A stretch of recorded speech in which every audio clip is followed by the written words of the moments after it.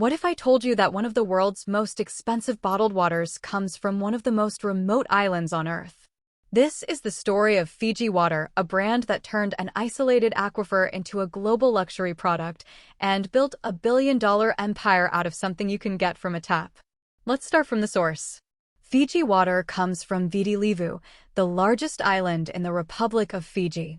Deep beneath its lush, volcanic landscape lies an aquifer, a natural underground reservoir that's protected from the outside world by layers of volcanic rock.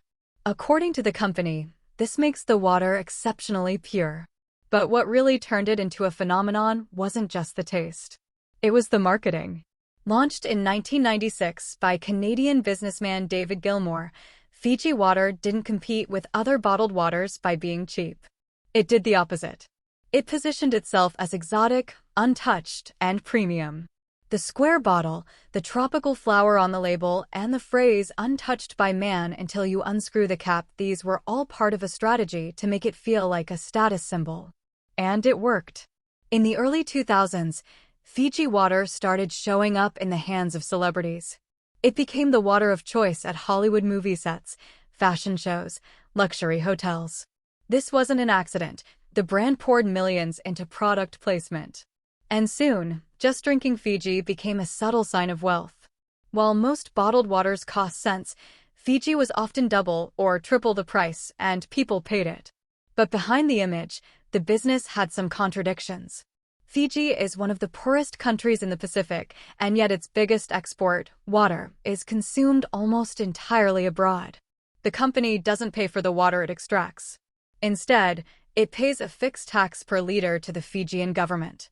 Over the years, this created tension. In 2010, the government raised the tax and the company threatened to shut down operations.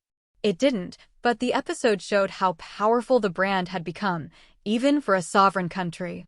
Today, Fiji Water is owned by the wonderful company, the same people behind brands like Palm and Halos.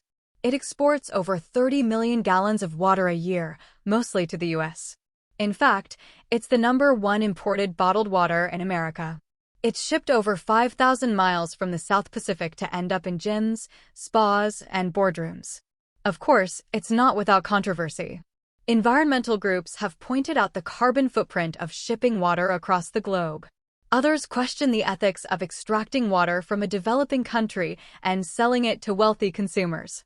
And yet, the brand continues to grow. So how did Fiji Water build a global empire?